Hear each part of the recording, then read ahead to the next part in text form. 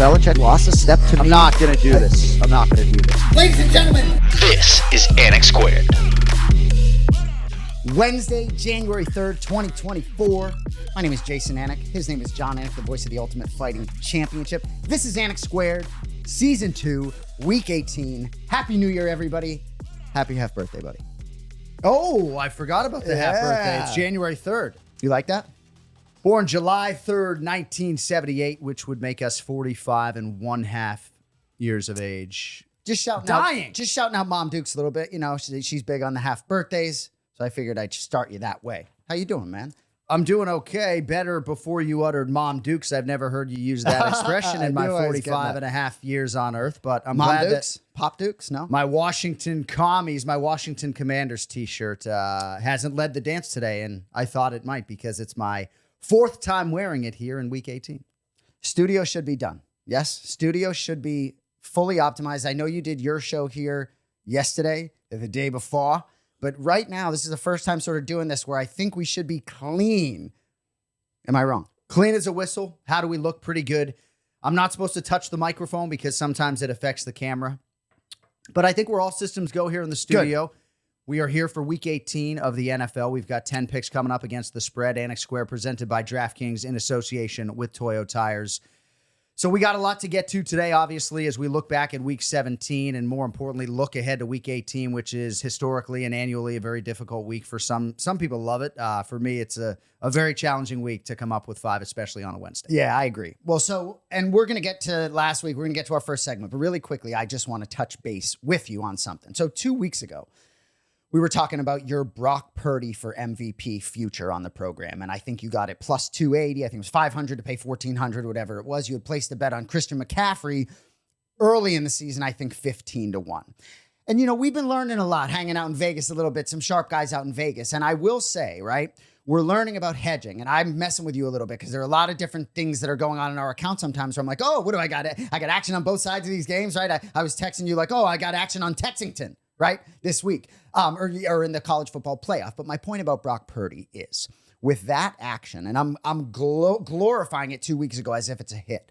But what I'm sort of learning is we should have been hedging Lamar Jackson going into that game, Ravens at 49ers, whether it's 5-1, 6-1. I don't know where Lamar Jackson was, but I'm learning a little bit. That was a missed opportunity for us. You can be sure some of the guys we're learning from most certainly would be queued up hedging on Lamar Jackson to not take a dump on Brock Purdy. Got to be careful, though, not to generalize, and you hate when I come at you hard, but when you say something in a broad sense, like when we're learning about hedging, bro, I've been hedging for 15 years, okay? So I am learning a lot from far sharper sports minds than me. Yeah, but I'm not a hedge guy. I even said in text message, though, I mean, we knew Lamar Jackson, Brock Purdy, highest profile regular season game. Brock Purdy played the worst game that I've ever seen him play. Right. Even if it's 2 picks. But it is what it is. Yeah. Right. Hedging, yes, 100%. And if you find yourself liking one team at minus 2.5, but maybe the other plus 3.5, you're not alone there either. It's been a crazy NFL season, and I'm excited to attack the board today. Give me that 3 shot. There's not a huge distance between us if this type of energy is coming out of you, just so you know. Like, if you're going to be fired up like this, not a huge distance, right? We press pause, I'll leap over the fucking table. Okay? Got that 3 shot going. Welcome that challenge. The confrontational energy out of the historically non-evil twin is a little off-putting, but here to call you out. I appreciate it. I just really wanted something on the 3 shot, but we appreciate y'all joining us. If you're joining us for the first time, we go against each other 5 games against the spread each week. We're going to get to our first segment, final week of the NFL regular season. You want some? Oh, that's physical. Cody, you got that? That was physical. Final week of the NFL regular season, I like that, is upon us. Not the final week of Anik Squared, though. Before we get to Week 18, let's look back at Week 17. Could be. All right, get right to our first segment, Tire Nice, presented by Toyo Tires. Football fans, one more week. The NFL's second season, the postseason is around the corner. If you want to get in on the tournament, that is the NFL playoffs, you got to stay healthy and get there safely. Getting there safely is certainly the priority of the whole team at Toyo Tires.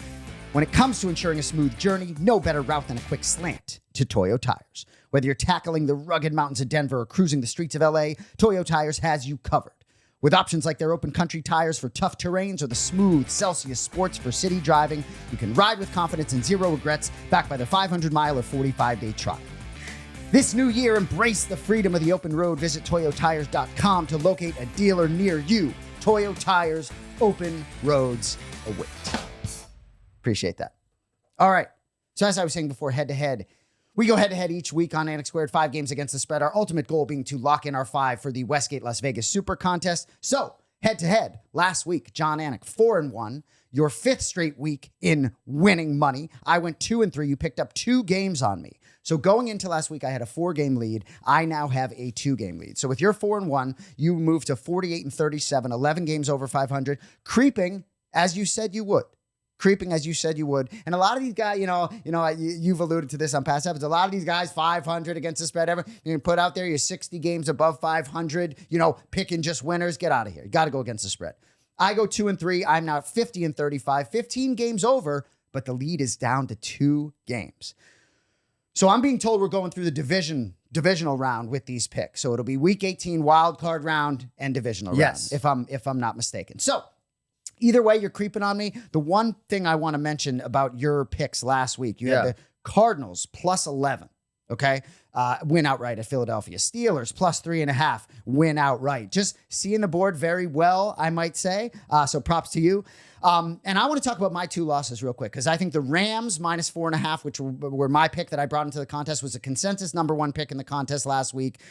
Really should have gotten that home. And then the Buccaneers minus 3 felt like the squarest play of my life last week. Anything on any of that? I felt like the Giants left a lot of chances out there and really should have beaten the Rams outright. So I'm not sure how I feel about that particular ticket. But I just wanted to apologize for getting on you about the hedging stuff. But I think one thing that I take very seriously, right? Like, I'm so passionate about handicapping the NFL and betting on sports, as I've been doing since 1996. So I just want to let people know, man, I'm a hedging fool, probably to my own detriment historically in the sportsbook. Actually, I probably lost more money, tried to, Yeah, well, you just made my point for me. Anyway, in the Super, I love calling it the Super Contest, the Las Vegas Westgate Super Contest, 3-2 for us last week. And the Super Contest, just to remind everyone, 5 games against the spread as we go on this show. Super Contest, you win $1 million if you win. You pick 5 games against the spread. $1,000 to get in. What's our record in the Super Contest this year? Super Contest, 45, 37, and 3. So 8 games over 500, 46.5 points. Leaders at 57.5 points, 30 games over 500. 55, 25, and 5. Now, 30 games over 500 sounds a little better than it is, if I'm being honest. Like, that's not a world beater necessarily. I mean, 25 losses? And I think you really need to be 20 games over 500 to even think about cashing. And that would probably put you in position, if you're 20 games over 500 on the season, to be cashing in some of the seasonal contests. But I can't recommend it enough.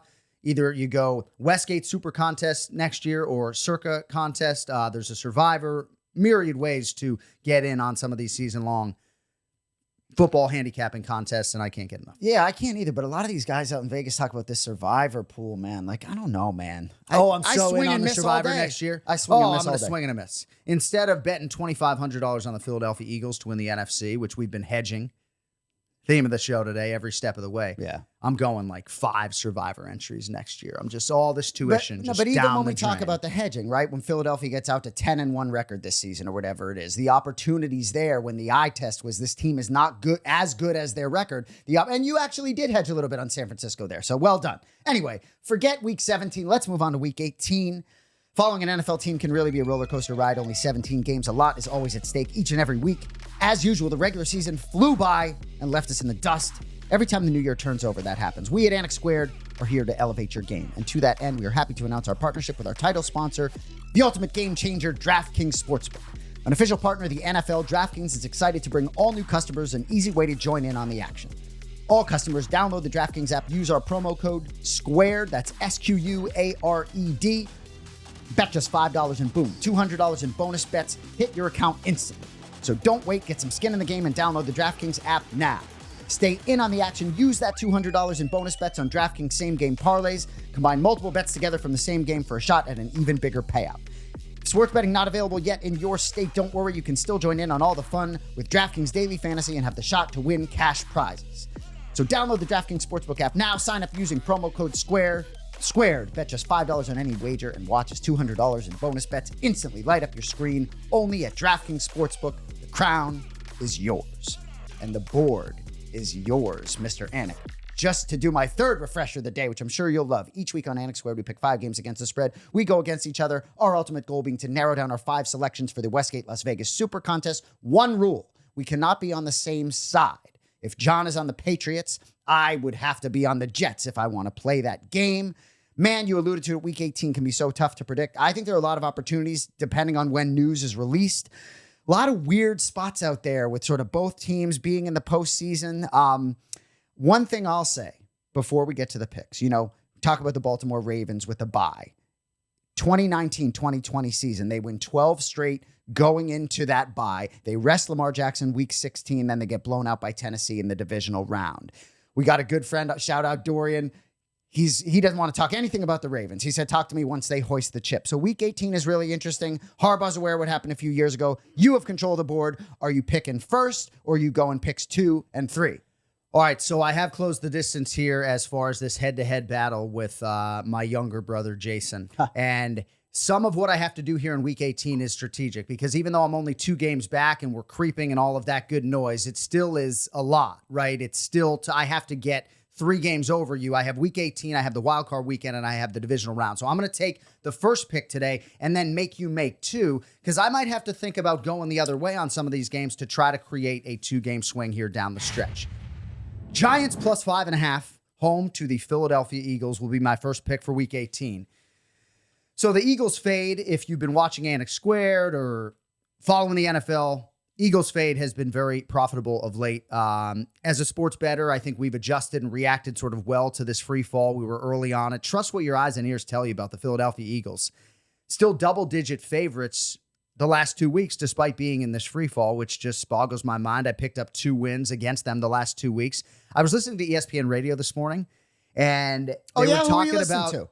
I was listening to the morning show, the new morning show, Chris Canty and the Bunch. Gotcha. And they were talking about maybe Nick Sirianni and his future in Philadelphia, potentially with a first-round playoff exit. And then the name Bill Belichick came up, and they talked about some scenarios, Philadelphia being a pretty good one for Bill Belichick. If Sean McDermott got fired, they were talking about maybe Bill Belichick divisionally staying in the AFC East and going to Buffalo. I do think Belichick can still coach the hell out of football players. Anyway, these players on the Philadelphia Eagles, I just don't like what I see. They're visibly frustrated, audibly frustrated when you see some of these reactions after the game. And then on the other side, I'm looking at Tyrod Taylor turning back the clock. I'm not sure how he's turning in the best form of his pro football career in his mid-30s, but he looks good. He's airing it out, still has some juice in the legs a little bit. Against the Rams last week, as I said off the top of the show, I thought that was kind of there for the taking. So I fully expect the Giants, as we've talked about, be competitive under Brian Daboll, play hard, try to finish on an up note. Giants plus 5.5 to lead my card for Week 18. Any thoughts on that? If that comes in, the Philadelphia Eagles will have lost 6 straight against the spread. But there's not much on the line for them, right? If the Dallas Cowboys hold service, 13-point favorites against the Washington Commanders, then the Philadelphia Eagles are not playing for the NFC East title. They're locked into the 5 seed. If Jalen Hurts has been wobbled all year, I'm not sure how long he plays. That's a good point. I don't know. I go the other side in a lot of these where I think you have everything to play for, meaning like get a little bit of juice going into the postseason if you're going to have any shot. Favorites going in. 2 picks for you. First selection, I'm glad you didn't go here. I'm going to go with the Detroit Lions at home -3 versus the Minnesota Vikings. Dan Campbell has a fire burning inside of him after the close, tough loss in conclusion at Dallas Saturday night.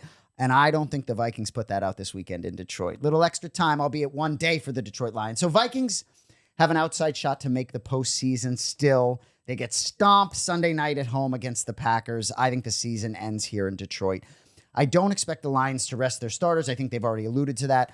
I just said it. I like gaining a little momentum heading into the playoffs. You're going to get a very tough opponent, whether it's the Rams and Stafford coming back to town, Stafford versus Goff. What if Eagles or Dallas? We can talk about the Ravens, 49ers who have a week off coming, right? But the Lions don't. So it's like to sort of take this as a bye week. I'm with Dan Campbell. I think it's not in his DNA to do anything other than try to win this game Sunday. They've won 3 straight against the spread. I think they roll. My first selection, Detroit Lions -3 versus the Vikings. I'd be shocked if that wasn't in your 5. Not in my 5, but I do like it. And maybe we just don't overthink it. We throw it in the 5 this weekend. Well, and speaking of not overthinking it, the Buccaneers were in our 5 in the Super Contest. I didn't even get to what our 5 was in the Super, but man, I don't even know what to say. Just felt so square on that. And you know what? I don't know. I don't think they're in my 5, but you Buccaneers will come back. Ding dong will come back Well, this and weekend. this weekend, yeah, Falcons Saints. I've had a real hard time handicapping that game. DraftKings Sportsbook right now has Falcons plus 3.5 against the Saints. Local guy down here who will chop off your knees if you're late on your payment has it at 3. So, I mean, Falcons plus 3.5 all of a sudden intrigues, but I don't want to get ahead of myself. Speaking of not getting ahead of myself, by the way, new documentary, I believe it is, on Netflix. You Are What You Eat. A twin something. I don't know what it is, right? You are what you eat, but it's a twin experiment, right? With 21 sets of identical twins. One of them eats an omnivore diet. The other goes vegan. They monitor them. If you're doing a season 2, can somebody get us in touch with the producers? I mean, just the draw, right? How compelling would a draw be when it's like you're turning over a card that's either vegan or omnivore, and one of us, and obviously we get our blood done beforehand, and it's absolutely fascinating. I feel like it is maybe a launching off point for more work to be done cinematically and medically when it comes to monozygotic identical twins. This is being done at Stanford University in California, and I don't know, they got me all in. Hook, line, sinker. I like that. And I will say, as you read about this, the one thing that comes off the page to me, find me a set of identical twins that don't get along. We're fucking around a little bit here, but find me a set of identical twins that don't like one another. Yeah, no, it's interesting. That's been the most telling thing. Right, it's weird for me, or cool for me, I should say, to have my daughters watch the dynamic with these other identical twins. Yeah, because, this is my best friend, but I'm just not going to, let him get away with murder on the airwaves is all. I was about to say something that I shouldn't, and I'm not going to. My second selection of the week. Fascinated to see where you go on this game. I'm going with the Houston Texans -1 at the Indianapolis Colts. He is scrambling. Winner makes the playoffs. Could even win the division if Jacksonville stumbles at Tennessee. And Jacksonville has struggled at Tennessee in the past. I love this Texans team. The whole story. I love D'Amico Ryans. I love C.J. Stroud, head coach, quarterback. I've been looking to bet this team all season, so when they're in a pick'em game with their season on the line, I have to stay the course. Hopefully, C.J. Stroud sort of continue to shake off some of the post-concussion cobwebs, if you will. Big win home to Tennessee last week. Can't believe that didn't make it into our 5. I had that on our show last week. I think C.J. Stroud is a big game player. I think it ends here for the Colts and Gardner Minshew. Been a nice year. Texans tied for the 3rd stingiest rushing defense. I think that helps make the Colts more one-dimensional here. So the Colts won at Houston week 2. Long time ago, but 31-20. Anthony Richardson walked through the door that day, scored twice before leaving with a concussion. The Texans very balanced. Devin Singletary has sort of leaped Dameon Pierce as the lead back, but Pierce returned a kick for a touchdown a couple weeks ago. The team is solid in all 3 phases. I think they punch their ticket to the postseason and probably give someone fits next weekend. They're a slight favorite on the road for a reason. Give me the Texans -1. I know you like it too. I'm feeling good about week 18. Won't use the rim shot again. Yeah, I like the Texans, I guess. What's the rim shot? A long the drum? form. You use it again. You want a little music? So I did a long form handicap on the Indianapolis Colts and the Houston Texans this morning because it's one of the highest profile games of the weekend. The division's on the line. Saturday night. Will Anderson maybe have a sack or two and keep alive my Defensive Rookie of the Year ticket. By the way, he's plus 275 creeping on Jalen Carter on DraftKings Sportsbook right now. Puka Nacua, incidentally, since we're talking about the Houston Texans, is plus 450 right now to win the Offensive Rookie of the Year. Prohibitive favorite, I would suggest, is C.J. Stroud. If he has a good game and they win the division, I think he'll probably win it, right? But gosh, man, I feel like the Offensive Rookie of the Year in totality has been Puka Nacua. Without the concussions and the time away, maybe it would have been Stroud for me. But it's like I'm sitting here thinking Nakua's the guy, and plus 450 can be had right now on DraftKings Sportsbook. So. And when we get into that game, maybe depending on, I have a feeling we're going to get into that game. So anyway, I did a long form handicap on Colts Texans, and I think it's a coin flip. I just, as the line suggests, I guess I would be on that side, but it was not in my 5, thankfully. So 2 for me. All right. So I have to be a little bit strategic, so I guess I'll get this one out of the way here. Cowboys -13 against the Washington Commanders. If you've watched the show, usually when I'm wearing the Terry McLaurin t-shirt, I'm going against the Washington Commanders on the program. You wear that shirt like every fucking show. Well, Terry McLaurin's not playing defense. So Cowboys -13. So I actually wouldn't mind reserving the right to changing this pick if Jacoby Brissett, who is questionable, actually does play. If he does, I think Washington will maybe put up more points than they would with Sam Howell. But I think Dallas makes a statement here. They've been somewhat inconsistent, have the Cowboys. One of 5 teams, though, right now that I think can still win the Super Bowl, and that's not a lot. They're playing arguably the worst defense in the NFL. I think the Cowboys get to 35 at least. They end this one by halftime. One other thing I just wanted to point out while making this prediction, Commanders, Patriots, some of these teams with not only nothing to play for, I guess you shouldn't say that. There's always something to play for. For those 45 guys, there's a ton to play for. There's incentives, winning football games, right? But for teams that are near the top of the draft, like Bill Belichick's teams always play hard. They really do. And they will against the Jets this weekend, whether it's his last game or not. They haven't given up for 1 second of the season. They're not going to try to lose the game. And I'm not suggesting the Commanders are trying to lose, but what type of effort do you get from this roster that was gutted by the higher-ups in the middle of the season? I don't know. I can't back New England because Chad Ryland can't make a field goal, can't make an extra point. He's good for at least a miss or 2 a week. But I got to back Dallas here. Cowboys 42, Commanders 21, Cowboys minus 13. My second selection for Week 18. And that brings us to the Baltimore Ravens. Hey, plus hold on 3.5. one sec. I want to just get in there real quick. I'm with you there. That was an alternate selection for me. They punish bad teams. And even the Commanders in a situation last week where they sort of hang around with San Francisco. Ultimately, the 49ers get the cover. And the Cowboys, what a gift. I think it's a great opportunity. If I'm a Dallas fan, how nicely things have lined up for you to really prime yourself here. Move along. Well, they've done so well at home that they've afforded themselves a lot of opportunities, and the Eagles have fallen flat. All right, Ravens, plus 3.5 against the Pittsburgh Steelers. I would imagine you probably don't have a Baltimore ticket this week. Correct. So Baltimore doesn't really have anything to play for. If that statement would apply to any team, it's the Baltimore Ravens, but are they going to play hard or no, right? Are they going to play to not get injured, or are they going to play hard for John Harbaugh, right? They're going to play hard. They're going to be competitive. Lamar Jackson's not going to play. He's already locked up the MVP. Tyler Huntley's walking through that door. He went to the Pro Bowl last year. I say that somewhat tongue-in-cheek, but he did go, out of necessity perhaps. But all signs point to the Ravens making a deep run into January. They've just got to get through these 60 minutes, right? Well, they're playing their arch rival, though. They're playing the Pittsburgh Steelers, and they can have some impact on Pittsburgh not making the playoffs. You can only rest so many guys, and I don't know. I think sometimes you risk greater injury by trying to be too careful. I think the Ravens are going to play hard. I think they're going to tackle hard, and I think they're going to maybe win the game, but through the key number at 3.5, Ravens plus 3.5, my third selection for Week 18. When you get a board of 16 games, it would surprise me that that's one of your best 5, given some of the variables. Mason Rudolph did some nice things. Well, I guess we'll just have to see how it plays out. Moving right along, my third selection. I wonder how many times this year I've picked the New England Patriots, but I'm doing it here. The New England Patriots -2 versus the Jets. This is not a lengthy handicap. The Patriots win here. They shouldn't. They've beat the Jets 15 straight games, which is just insane. And everyone all excited about fucking Bailey Zappi. Like, oh, Belichick's still coaching his ass off. They're competitive. No offensive studs, but they're just competitive. Like, just don't let him pick the players, right? Like, I hope they lose. I'd give up almost anything for Marvin Harrison Jr. He's probably going to go play with Justin Fields.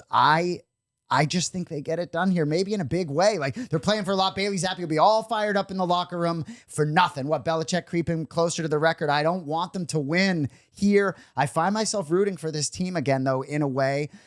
But yeah, Patriots -2. They're going to beat the fucking Jets. All right, so there's a lot for me to digest there. As far as the top of the draft is concerned, you got to draft the right quarterback, which I think is a 50-50 proposition at best, whether you're picking 1, 3, 4, or 5. So I have long disagreed with you and our UFC producer, Zach Candido, and people who want the New England Patriots to lose. Bill Belichick, you take him at his word. He coaches every game as if it is going to be his last, right? And he has created a culture that can withstand these type of seasons. For all of these players in their formative years, you'd much rather be on a 5-win team than a 2-win team, right? Even these NFL careers are short, yet some of these guys are going to have a 3 or 4 year career. Sure as fuck don't want one of them to be 2-15. But the kicker gives me so much pause, Chad Ryland. When you said that, I hear you. So I can't go Chad Ryland. So I can't go New England Patriots. But I just would like love Bailey for them. Zappi and Chad Ryland, both 4th-round draft picks. Like, no. Like, no. Right. Well, you just and offered Belichick up a was pick probably on like, that. oh, yeah. Well, who's playing? I mean, the Jets. No, I think you're going to get a big effort out of the New England Patriots because they're playing hard, and I think they have a huge advantage at head coach. All right, I think you get another I get one here. another one, but I want to real say, did you hear about Gerard Mayo? Some of the comments is like there's some rumbling in the organization that he's rubbing some people the wrong way. And he's like, yeah, well, to be a good leader, you got to rub some people the wrong way. And certainly Belichick's rubbed some people the wrong way over the years. But I tell you, if Belichick is not going to be the guy, I would love nothing more than to see Gerard Mayo get that opportunity. He was the 10th overall pick back in the day. He literally became a coach on the field in his rookie season. He's always been wise beyond his years. I think he's a leader of men. I think he gives zero fucks. Shout out Gerard Mayo. My fourth selection, the Arizona Cardinals, plus 2.5 versus the Seahawks. Jonathan Gannon has them boys playing hard and for one another. Kyler Murray getting more and more comfortable. Did everything they want against Philadelphia last week. You win a game like that on the road when you've been eliminated. How about James Conner? Wow. Animal. If he runs as hard this weekend, you should want to be on that side. Seahawks, meanwhile, come limping into town. Maybe not Pete Carroll fucking running and chewing gum, but the team is limping into town. So Seattle had 1-2 straight before last week. They had 1-2 straight after losing 4 straight. But the 2 they won, it's both close, 2017. And then they get beat last week at home against the Steelers. And I was very impressed with the Steelers. A little bit, I wouldn't say surprised, because you were on the Steelers on the show, so that leaned me that way. But there's still an outside chance that the Seahawks make the playoffs. But I think the season ends in the desert. I think the Cardinals win outright. And there's certain teams, whether it's Bears, Cardinals, that are trying to build some momentum toward next season. Give me the Arizona Cardinals as my fourth selection, plus 2.5, hosting Seattle. All right, so part of my strategy was flawed. And I'd probably be on that Kyler Murray side, but not a game that I am itching to bet whatsoever. But part of my strategy is flawed, right? Because I should have deferred off the top so that I could make the final selection, perhaps. I'll give you my final 2 right here, right now, because that is what I'm obligated to do. I'll take the Tennessee Titans plus 5.5, home to the Jacksonville Jaguars. There are some rumors and reports swirling, but I fully expect that Mike Vrabel will be retained. He will remain in Tennessee. Just one season so far with the new general manager. I don't think you let a coach like Mike Vrabel go. You talk about Gerard Mayo. I feel like New England would want to take Mike Vrabel if he was available. Maybe they won't move on from the GOAT Bill Belichick. Who knows? In any event, part of the reason that I do back the Tennessee Titans here would be the head coach, Mike Vrabel. Can always count on him to play hard. Divisional game. Massive stakes on the other side for the Jacksonville Jaguars. Will Trevor Lawrence play? Yeah, he'll probably play. I think the numbers suggest that he'll play. Does Will Levis go for the Titans? We don't know.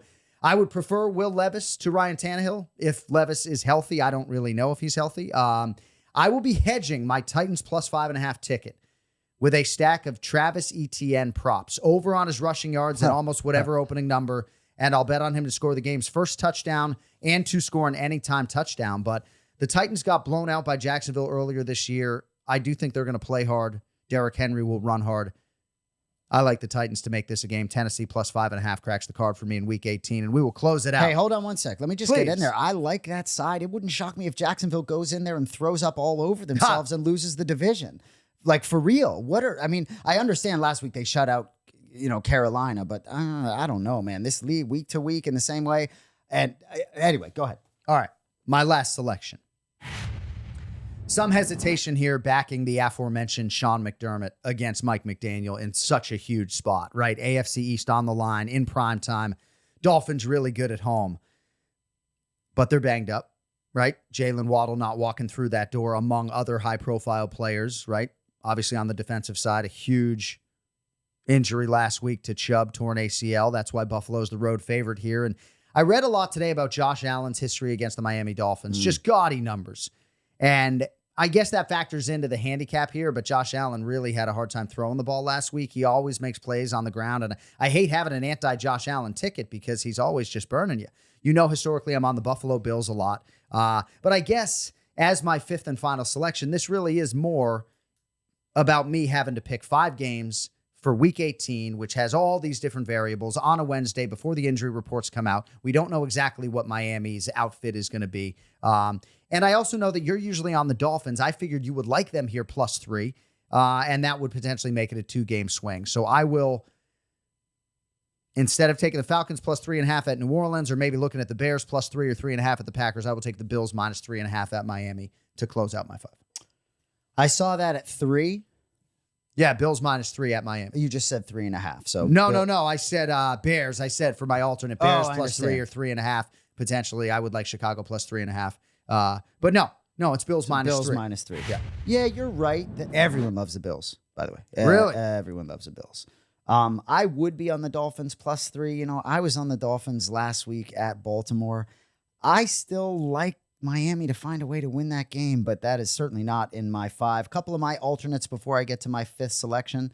I'm with you on the Bears. I like the Chiefs +3 at the Chargers, man. I think whatever happens there, I think they want to sort of to establish a little bit of momentum. And on that Chiefs game last week, Andy Reid is a head football coach. You know how many times Mahomes wanted to go for it in that game? Right. And Andy Reid let's just get our 3, man. Yeah, let's cover that spread for exactly. Boston Anik, right? Lucky but defense, the Chiefs defense better than Chiefs offense. Just is what it is.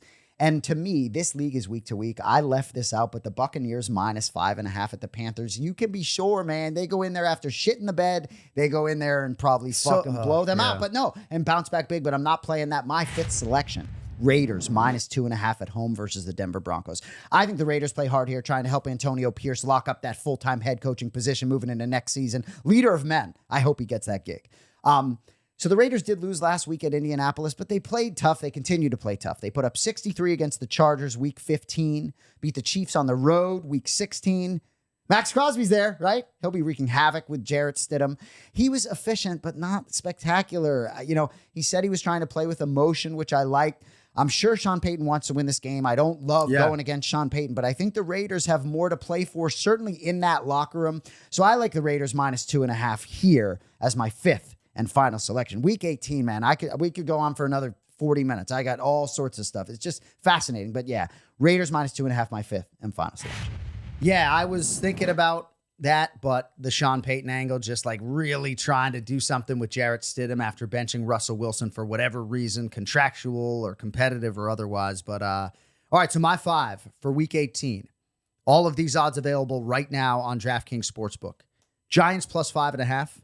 Cowboys -13, Ravens +3.5, Titans +5.5, and the Bills -3 at your Miami Dolphins. I guess you're not going to say the opponents for all of them. Well, I will. My 5, Lions You're the host of the show. I'm just an analyst. Lions -3 versus Vikings. Texans -1 at the Colts. Patriots -2. Patriots -2 versus the Jets. Didn't mean to do that. Cardinals +2.5 versus the Seahawks. And my final selection, Raiders -2.5 versus Broncos. I thought you made a really interesting point earlier when you just said play to not get injured. Just the way you put that, like play to not get injured, because no doubt about it, man, some of these dudes, players, you said, right, you always love talking about the 45, not the 53-man roster, to act as if you like know that it's only 45. Right. You love act that. as if I know what I'm talking about. Exactly. Yeah. But a lot of these guys, you got to think that are playing, right? Certainly don't want to get injured. Certainly want to play in the postseason. You also have, you remember Gronkowski back in the day had a nice performance incentive. Brady was getting him the ball. So there's components there for some of these guys, but ultimately, man, for me, when I looked at week 18, I expected the board to be a little bit less forgiving. Like, I liked what I saw on the board. I thought there were some opportunities. It was a little more crystal to me when I looked at the lines. Seems like you didn't feel the same way. Correct, but I guess we'll just see how it plays out. If the last 5 weeks are any indication, look out in that rearview mirror, because I'm cannonball coming. Yeah, so 2-game lead remains on this side of the table. You really need to beat me right now, like in terms of your, you had a huge lead. I put you over as this, NFL sharp. You got to beat me. You got to hold on. You got to hold on, right? Like, would you rather be trailing and chasing or have the lead? Like, I'd rather be in my position where you've trailed all season. I got nothing to lose, baby. Well, I'm lucky that I got to 2 and 3. There certainly could be some variables with some of these games where we learn some things where things may change over the course of the week, but I'm trying to make money on Sunday. I'm trying to nail down that Super Contest 5. I feel like I've had a little bit more control over the Super Contest. I think that needs to be relinquished this week to you based on sort of how you're seeing the board, but you can be sure, I'm here to play. I like my chances this week. For the great Jon Anik, my name is Jason Anik. Cody Merrow, our boy at the helm. As usual, we appreciate you. We'll be back next week for the wild card picks. Can't wait for that. Appreciate you. Coming back on Anik Squared. We'll see you next week. Enjoy the games. Peace. Playoffs next week. Let's go.